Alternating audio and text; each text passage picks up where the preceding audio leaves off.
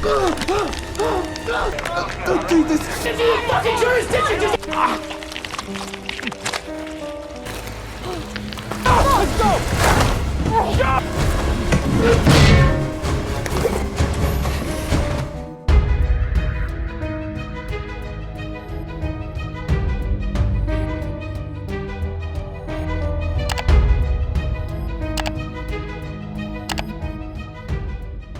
Dirilis hanya selang beberapa bulan sebelum Alien Covenant, maka sulit bagi Life, karya sutradara asal Swedia Daniel Espinosa, untuk mengelakkan tudingan dirinya sebagai peniru alien, yang merupakan karya klasik Ridley Scott. Fiksi ilmiah berbumbu horor dengan setting berlokasi di luar angkasa, dan melibatkan sosok makhluk asing yang meneror bisa menjadi alasan di balik tudingan. Life boleh dibilang merupakan gabungan antara Gravity yang rilis pada tahun 2014 dan Alien yang dirilis pada 1979. Melibatkan pesawat luar angkasa yang mengorbit bumi dan serangan makhluk misterius yang sadis dan membahayakan. Bahkan semenjak adegan one shot pembuka film yang mengeksplorasi stasiun luar angkasa yang menjadi setting film sekaligus bertugas memperkenalkan karakter, Life sudah memberi janji akan sesuatu yang berbeda. Pergerakan kamera kinetis dari Seamus McGarvey mencoba sebaik mungkin. Tidak heran, secara visual film ini terasa memukau dan hidup.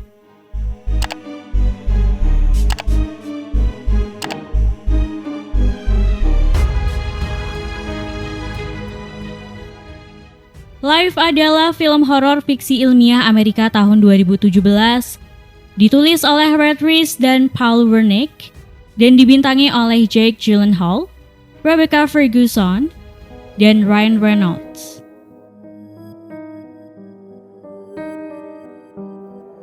Film ini mengikuti 6 anggota awak stasiun luar angkasa internasional yang mengungkap bukti pertama kehidupan di Mars.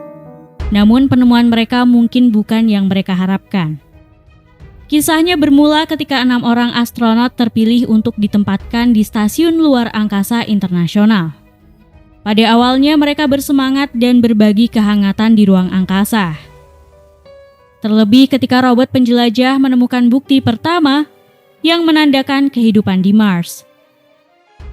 Para astronot lalu terbuai oleh kesuksesan mereka dan mulai mencari cara agar bibit organisme yang ditemukan bisa hidup.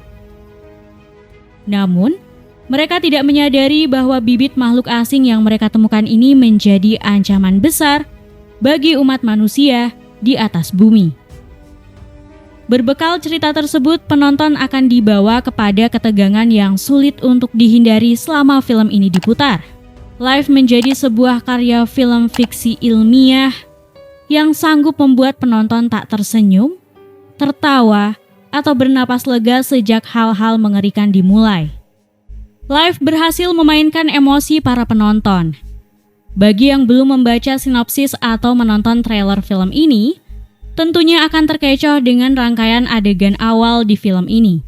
Atmosfer layaknya film The Martian berhasil dibangun cukup baik oleh sutradara.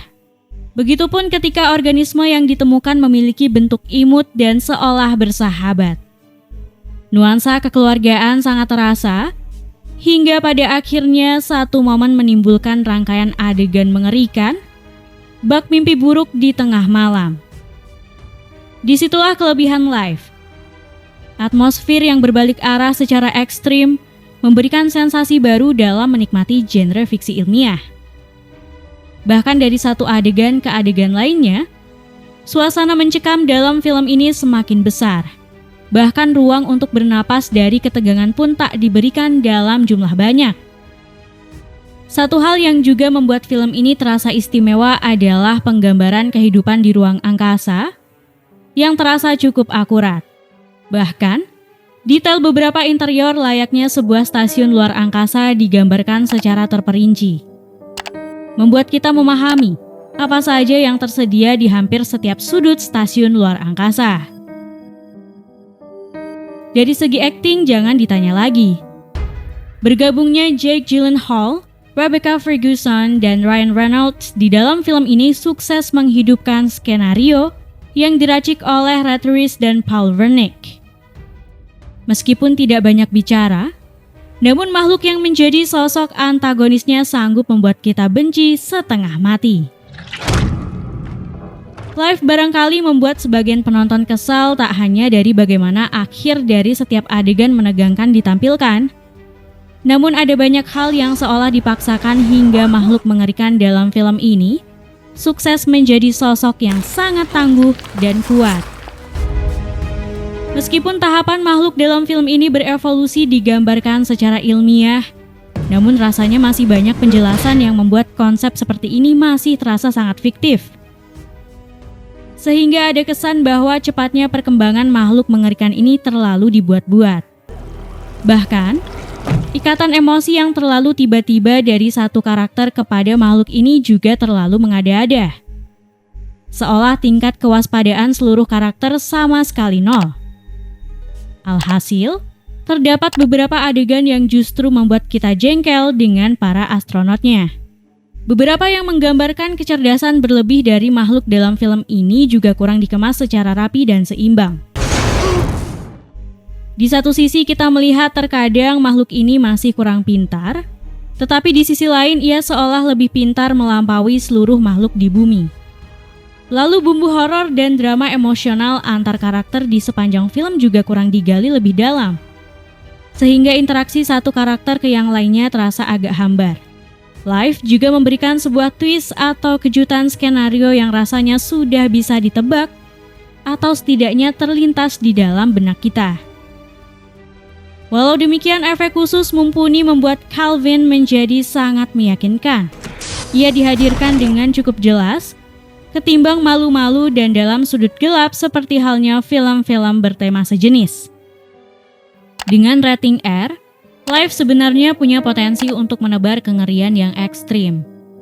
Tidak harus banjir darah atau bertabur gore, namun setidaknya bisa lebih maksimal dalam memanfaatkan anomalitas sosok Calvin itu sendiri untuk membangun atmosfer suram dan ngeri, ketimbang hanya pecicilan dengan melesat ke sana kemari.